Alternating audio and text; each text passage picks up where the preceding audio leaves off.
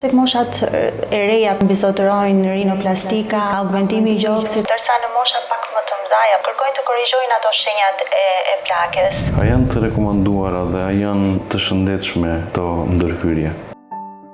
Rrjetet sociale po vënë theksin më shumë tek naturaliteti, tek mjekësia rigjeneruese. A janë produktet koreane të përshtatshme për pacientin shqiptar? Rezorani është një biorigjenerues, vjen nga Korea e Jugut dhe përbëhet nga polinukleotide të pastra. Si burimi i lëndës parë, Rezoran ka zgjedhur salmonin e egër Okita. Disa nga trajtimet të cilat ti do rekomandoje për verën. Pra maskat mund të vendosen në darkë, por edhe gjatë ditës, pse jo? Pra një rutinë e kompletuar baraz me një lëkurë më të shëndetshme. Një recet, pa recet që do jepi ti si Olivia. Produktet e Clinic Care të Rezoran Cosmetics do të ishte perfekte. Të dukemi mirë, të ndihemi mirë me veten, është një respekt që ne kemi.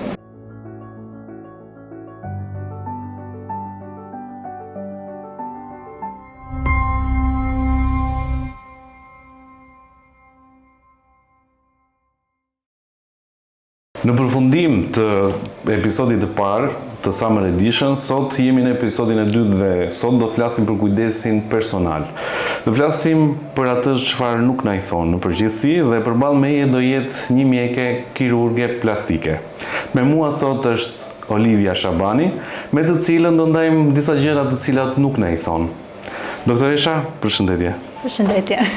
Unë jam mësuar personalisht të ri brenda kuadrit të farmacisë dhe nga podcast gjithashtu brenda studios, por Summer Edition na kanë nxjerrë jashtë këtyre kuadrave dhe jemi të detyruar që bisedat tashmë t'i kryejmë me profesionistë të fushave përkatëse, jashtë podcastit dhe jashtë farmacisë. Si fush, normalisht kirurgjia estetike është një nga më të zhvilluarat ditët e sotme.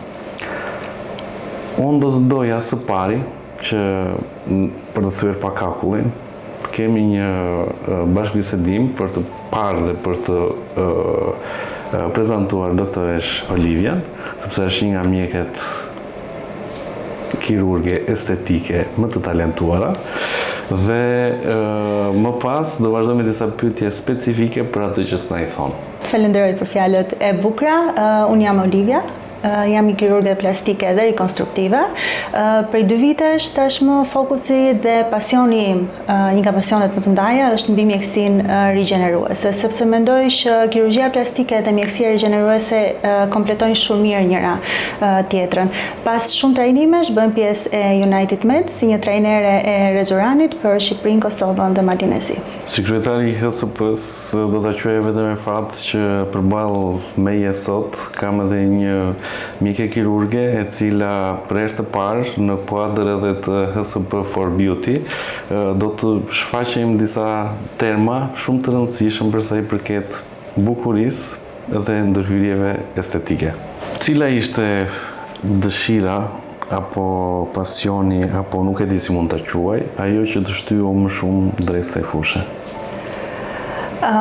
Ne në kirurgjinë plastike sigurisht që marrim rezultate shumë të mira nga ndërhyrjet kirurgjikale, kthejmë konture, rinojmë konture të fytyrës apo të trupit, por do ta lidhja me një shprehje pak fani. Në facelift, që është nga kirurgjitë më trendy të kësaj kohe, ngrem, por nuk na intereson cilësia e lëkurës. Dhe ishte pikërisht kjo ajo që më bëri të zhvilloja pak edhe pasionin tim mbi mjekësinë rigjeneruese. Pra jo vetëm konture të fytyrës apo të trupit më rinore, por gjithashtu një lëkurë më cilësore dhe më shëndetshme. Sot jemi në 2026 dhe aktualisht shkenca pa diskutim ka evoluar. A janë ndërhyrjet kirurgjikale një zgjidhje apo një domosdoshmëri për pacientët të cilët zgjedhin të bëjnë këtë procedurë? Sigurisht që ndërhyrjet kirurgjikale nuk janë një domosdoshmëri, por mendoj që janë shumë të rëndësishme për një përmirësim të pamjes, por edhe për të rritur vetbesimin e pacientëve. Unë do ta quaja një respekt për veten. Rrisin cilësinë e jetës, por dhe besimin që ata kanë tek vetja. Cilat janë moshat që preferojnë më shumë të bëjnë ndërhyrje apo dhe të kenë mirëmbajtje të lëkurës? Sot njerëzit janë ndërgjegjësuar më shumë, pra i kërkojnë më shumë kirurgjitë estetike. Do thoya që të gjitha moshat i nënshtrohen ndërhyrjeve kirurgjikale estetike. Ndoshta tek moshat e reja, pra 20-30, mbizotërojnë rinoplastika, augmentimi i gjoksit apo konturimet e trupit si liposuctioni, ndërsa në mosha pak më të mëdha, po themi 50-60, kërkojnë të korrigjojnë ato shenjat e plakjes. Facelift, face and neck lift është një nga operacionet trendit të kësaj kohe, por gjithashtu dhe liposuction për të konturuar pak trupin. A janë të rekomanduara dhe a janë të shëndetshme këto ndërhyrje? Sigurisht që një operacion mbart rreziqet e veta, vështirësitë e veta, por mendoj që bashkëpunimi me pacientin dhe në duart e një mjeku të trajnuar dhe të aftë, këto risje minimalizohen. A janë rrjetet sociale sot ato të cilat ndikojnë për të bërë një ndërhyrje estetike apo për të bërë një trajtim të veçantë, ndoshta të nevojshëm edhe jo të nevojshëm për një individ? Rrjetet sociale kanë qenë një ndikim shumë i madh, mendoj, prej vitesh, duke krijuar atë modelin perfekt të femrës apo mashkullit. Megjithatë, më bëhet qejfi që kohët e fundit ky trend ka ndryshuar pak. Rrjetet sociale po e vënë theksin më shumë tek naturaliteti, tek mjekësia rigjeneruese, prandaj them dhe që është një nga pasionet e mia më të mëdha dhe interesi dhe fokusi për momentin në mjekësinë rigjeneruese. Në qenë se këtu tek naturaliteti, ke pacientë të cilëve ju thua jo, kjo nuk duhet të bëhet? Sigurisht që po. Ka pacientë të cilët nuk janë kandidatë të dur, pra vinë kërkojnë një lloj procedure dhe në gjykimin tim nuk janë kandidatët e dur për atë. Pra nuk është e rëndësishme ne vetëm të kryejmë procedura, por të kryejmë procedurën e duhur për pacientin e duhur. Të gjithë këto kërkesa vinë si shkak i rritjes së vetbesimit, vinë si shkak i rrjeteve sociale, ndikimit nga shoqëria ku ne bëjmë pjesë, apo thjesht janë një domosdoshmëri tashmë? Mendoj që ndikohen shumë dhe nga rrjetet sociale, nga shoqëria, por mendoj që ndikimi më i madh është dëshira për të qenë të bukur, dëshira për të ndjerë mirë me veten. Pra është një respekt ndaj vetes, në fund ditës, të dukemi mirë, të ndihemi mirë me veten, është një respekt që ne kemi. Cilat janë fushat, le të them, respektive në të cilat ti ndihesh më komode, tek kirurgjia plastike apo tek injektimi i produkteve të cilat nuk kanë, le të them, çështjet madhore të shëndetit? Sigurisht që kirurgjia ka sfidat e veta. Është një fushë e vështirë, por do thoya që kirurgjia rekonstruktive është ajo që t'jep kënaqësinë më të madhe. Ndërsa tek injektimet, sigurisht që interesi dhe kënaqësia që ti merr nga pacienti është gjithashtu shumë e madhe. Pra ti ndihmon një pacient të ndjetë mirë me veten e tij, pa procedura shumë invazive, pa një kohë rikuperimi shumë të gjatë, lidhesh me të pacienti shpreh kënaqësinë, shpreh mirënjohjen ndaj teje, kështu që është vërtet një fushë shumë e bukur. Si shikon Shqipërinë në këto vite, të cilat mendoj që ka pasur një revolucion për sa i përket mjekësisë estetike, dhe ku e shikon Shqipërinë në cilësinë e produkteve apo dhe ndërhyrjeve? Mendoj që vitet e fundit Shqipëria ka evoluar për mirë. Pra ne kemi pjesë tonën produkte dhe pajisje të një cilësie dhe standardi europian, dhe mendoj që dhe pacientët po ndërgjegjësohen, pra po kërkojnë gjithmonë cilësinë më të mirë. Pra jo gjithmonë shkojnë apo vinë tek unë pa informacione. Shoh që shumë kanë informacione dhe janë të mirë informuar mbi produkte dhe devices pajisje të ndryshme. Cilat janë produktet apo pajisjet të cilat tashmë janë më të kërkuara në tregun e mjekësisë estetike? Gjithmonë më shumë po kërkohen devices të cilat nuk kërkojnë një kohë rikuperimi të gjatë. Unë këtu do të përmendja Ultraformer MPT, ne themi shpesh lifting pa kirurgji, pra jep një efekt shumë të mirë lifting të fytyrës qafës, por me një kohë rikuperimi pothuajse inekzistente, pra është shumë minimale. Për sa i përket produkteve, unë si farmacist kam parë që aktualisht në tregun farmaceutik, por dhe atë të mjekësisë, ne në përgjithësi jemi të zhvilluar shumë drejt Europës, por shkon edhe më tej. Aktualisht shikoj që produktet koreane janë ato të cilat tashmë kanë zënë një vend në tregun vendas.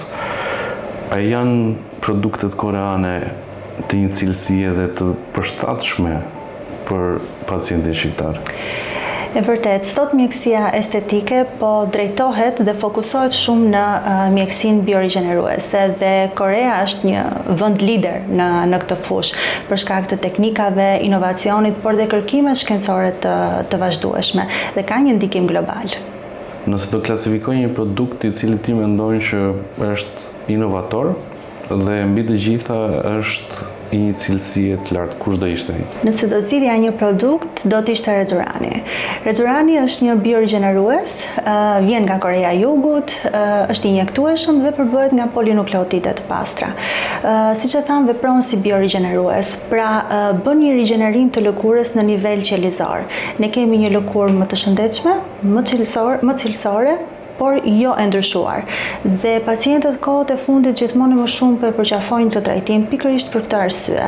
Pra, jo konture të ndryshuar, ajo lëkurë e ndryshuar, por një naturalitet. Si burimi i lëndës parë, Redzuran ka zgjedhur salmonin e egër Okita.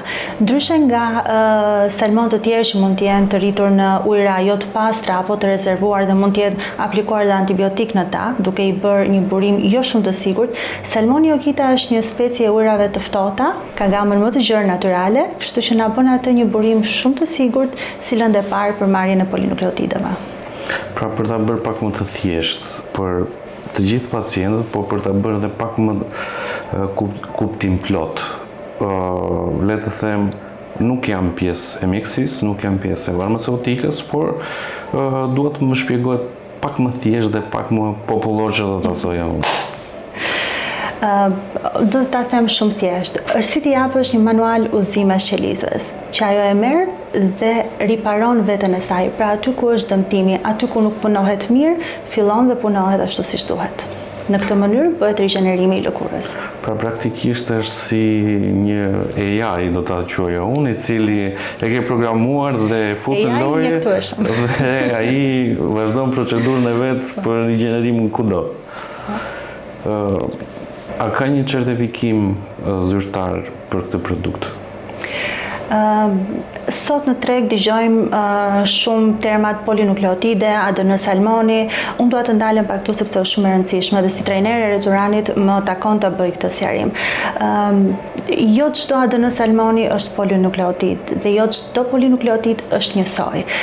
Për mua si mjeke nuk është e rëndësishme të lexoj vetëm etiketën e një produkti, por dua të di teknologjinë e prodhimit, kompaninë, evidencat klinike, sigurinë që ka ky produkt. Pra një pacient nuk duhet vetëm të ketë në fokusin e tij se po injekton polinukleotide, por cilin produkt po injekton. Redzuran ka disa specifika që e bëjnë atë të marrë një epërsi sot në tregun global. Redzuran përdor si burim të lëndës parë salmonin e egër, prodhohet me teknologjinë DOT, është pjesë e një kompanie, është produkt i një kompanie farmaceutike dhe lider global si Pharma Research dhe gjithashtu është i vetmi që përmban një nga certifikimet më të rëndësishme si CE-MDR. Në vitin 2021, Rregulloria Europiane mbi produktet e injektueshme fut certifikimin CE-MDR dhe për ta marrë këtë certifikim duhet një sër kushtesh, si evidencat klinike, dokumentacione teknike, studimet e njëpasnjëshme dhe Redzurani ka plotësuar gjitha këto. Pra duke ditur që unë jam pak i fokusuar dhe pak zërzek tek pjesa e kërkimeve shkencore dhe për sa i përket cilësisë produktit. A është Redzurani një produkt i cili tashmë ka fakte shkencore të aprovuara? Sigurisht, dhe kjo ishte një nga kriteret për të marrë certifikimin CE-MDR. Redzurani posedon studime klinike të publikuara dhe kjo është një gjë shumë e rëndësishme për një produkt të injektueshëm. Cila nga grup moshat mund të aplikojë këtë produkt? Nuk do të thoja që ka një moshë të caktuar. Sigurisht që është një produkt i cili mund të funksionojë shumë mirë tek mosha mature, ku janë shfaqur shenjat e para të plakjes, duke ndihmuar me rrudhat, humbjen e elasticitetit, varjen e lëkurës, por do thoja që nuk duhet domosdoshmërisht të presim derisa të shfaqen këto shenjat plakjes. Dhe mosha të reja gjithashtu mund t'i nënshtrohen këtij trajtimi, sepse ne themi gjithmonë në mjekësi është më mirë të parandalosh sesa të kurosh. Okej, është një produkt i cili paktën ka sigurin, ka dhe diotinë, sa kuptova, e cila është një Diotia është DNA Optimizing Technology, është teknologjia me anë të cilës prodhohet Redxurani dhe është e patentuar nga Pharma Research. Pra, zyrtarisht Redxurani është i vetmi produkt i cili prodhohet me dioti, me këtë teknologji. Është shumë e vështirë që të arrihet ai fragmentimi i saktë dhe pastërtia më e madhe e një produkti. Dhe janë pikërisht këto dy procese që Redxurani kalon dhe i siguron nëpërmjet kësaj teknologjie prodhimi. Pra kemi një produkt të sigurt, por cilat janë vendet në fytyrë apo në pjesën e dekoltes që mund të aplikohet? Atëherë, Redxurani ka 3 produkte kryesore të projektuara për të injektuar në zona të ndryshme të fytyrës. Për zonën periokulare, që është një zonë delikate, kemi Redxuran Eye, kemi Redxuran Healer për zonën e gjithë fytyrës, qafës, dekoltes, por dhe mbi duar, dhe gjithashtu Redxuran S, i cili përdoret për problematika pak më specifike, pra për një lëkurë me teksturë jo uniforme, për shenja të ndryshme kirurgjikale, traumatike apo post-akne, gjithashtu dhe për lëkurat i cilat kanë pore të mëdha. Siç thotë edhe Dr. Michael Kim, CMO i Redxuranit, ti mund të kesh të gjithë ingredientët për të bërë një pjatë Michelin, por nuk ke teknikën e dur për ta bërë atë. Pra, po flasim për një produkt i cili është multifunksional dhe mund të përdoret në pjesë të ndryshme të trupit. Kjo është e bukur e Redxuranit, do thoja, sepse ka versatilitet. Pra është një produkt i cili nuk ka zgjedhje moshe apo zgjedhje problematike. Është funksional në të gjitha këto. Tani, si çdo produkt ka dhe një vend ku nuk përdoret, apo jo? Ku nuk përdoret Redxurani? Sigurisht në grashtatësona apo gjithëdhënie dhe në moshën e 9-18 vjeç do ta evitonim. Janë kontraindikacione radikale. Është i rëndësishëm mirëmbajtja pas përdorimit të produkteve apo cila është mënyra e duhur pas përdorimit të produkteve? Nëse do ta kombinoja me kirurgjinë plastike, që do ishte një zgjedhje perfekte, do ta integroja në fazën parapërgatitore. Pra, para se një pacient i nënshtrohet, po themi një face and neck lifti, do të preferoja që ti nënshtrohej një protokolli të plotë të Redxuranit. Pra, të kishim një lëkurë më të mirë dhe më cilësore përpara se ti nënshtrohej një operacioni. Ndërsa në mjekësi rigjeneruese do ta integroja me pajisje të ndryshme. Redxurani ka një efekt shumë të mirë antiinflamator, siç tham, ndihmon rigjenerimin qelizor, kështu që rikuperimi mbas këtyre procedurave do të ishte shumë i lehtë. Cila do ishte një recet, pa recet që do jepi ti si Olivia? Redxuran Clinic Care. Janë produktet kozmetike të Redxuranit që unë i sugjeroj dhe si rutinë post-procedurave. Pra, një procedurë nuk mbaron thjesht në momentin kur pacienti del nga dera e klinikës, por vazhdon dhe me rutinën në shtëpi. Një lëkurë mbas një procedure estetike ka nevojë për hidratim, rigjenerim, qetësim dhe një rutinë me, po themi, produktet e Clinic Care të Redxuran Cosmetics do të ishte perfekte për t'i ndihmuar në këtë rikuperim. Kemi një produkt të sigurt, kemi një produkt të certifikuar. Kemi një produkt i cili në bazë të dhënave shkencore është me një rezultat të jashtëzakonshëm. Por tek teknikat e injektimit, a janë të rëndësishme teknikat e injektimit dhe a mund të kryhet nga çdo lloj personi ky produkt? Sigurisht që gjitha këto që ti përmende janë shumë të rëndësishme, por jo vetëm. Teknika e injektimit, gjithashtu dhe ndjekja e një protokolli të saktë janë po aq të rëndësishme. Prandaj në United Med ne ofrojmë çdo muaj trajnime të ndryshme mbi Redxuranin, duke ofruar informacionet e duhura mbi teorinë, praktikën, gjithashtu dhe mbështetjen tonë. Redxurani klasifikohet si filler, si skin booster apo diçka tjetër? Jo, Reggiorani nuk klasifikohet si filler, pra nuk jep volum, bën një stimulim të vogël të adipociteve. Unë nuk do ta klasifikoja thjesht si një skin booster. Sigurisht që Reggiorani jep një hidratim shumë të mirë të lëkurës, bën një stimulim shumë të fortë të fibroblasteve, por jo vetëm kaq. Gjithashtu bën një reduktim shumë të mirë të inflamacionit dhe ndihmon në riparimin qelizor. E thënë shkurt, të ndihmon me hiperpigmentimet, me shenjat pas shërimit të akneve, me poret e zmadhuara. Gjithashtu përmirëson barierën e lëkurës, e forcon atë, gjë që na shërben shumë mirë për trajtimin e pacientëve me rozacea, tek pacientët të cilët kanë humbur elasticitetin e lëkurës me rrudha të fine. Pra është një produkt i cili ndihmon me të gjitha problematikat që një lëkurë mund të ketë. Pra praktikisht është all in one. Po. Kjo është ajo që unë i them pacientëve gjithmonë. Mund zgjedhësh një produkt dhe të luftosh shumë problematika. A janë të domosdoshme rutina produktesh? A është e nevojshme që ne të përdorim kombinime produktesh? A është e nevojshme që ne të bëjmë çdo produkt i cili na serviret tashmë në Sigurisht që është shumë e rëndësishme ndjekja një rutine të personalizuar dhe po themi të saktë për lëkurën e çdo pacienti. STPF-ja është e panegociueshme, jemi dhe në stinën e verës, kështu që është një mbrojtje shumë e mirë. Do thoja, do përmendja produktin e Reggioranit, STPF-ja bën një hidratim shumë të mirë, mbrojtje, forcim të barierës sepse është me bazë PDRN. Por dhe produkte të tjera, pra një serum i mirë, një kremra për zona të ndryshme të lëkurës, të gjitha këto, përdorimi i maskave, pra një rutinë e kompletuar baraz me një lëkurë më të shëndetshme.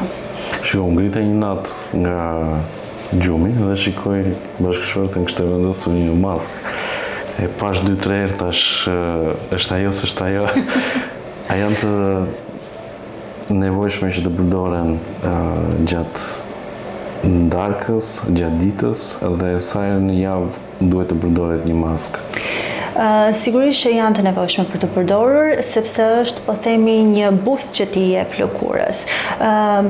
Ne e dim që procesi i rigjenerimit ndodh më së shumti natën, kështu që e mira është ta ndihmojmë. Pra maskat mund të vendosen në darkë, por edhe gjatë ditës, pse jo, mbas një udhëtimi që ne kemi bërë, mbas një ekspozimi në diell, pra pas pushimeve do të ishte shumë mirë t'i përdornim. Një rutinë, po themi, mesatare e përdorimit të maskave është një herë në javë. Kam parë që shumë vajza ose rekomandime të pacientëve të cilët ose të cilat nuk kryejnë procedura estetike gjatë verës.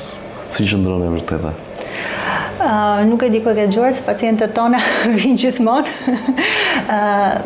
Është shumë e rëndësishme mos ta neglizhojmë lëkurën gjatë verës. Vapa, ekspozimi në diell gjatë gjithë kohës ndaj një UV shumë të lartë, por edhe përdorimi shumë i shpeshtë të SPF-s, të gjitha këto e lodhin lëkurën, e dehidratojnë, e dobësojnë barierën, kështu që është shumë e rëndësishme që dhe gjatë verës jo vetëm të kujdesemi me trajtime për lëkurën, por dhe të kemi një rutinë sa më të mirë për të. Cilat do ishin disa nga trajtimet të cilat ti do rekomandoje për verën?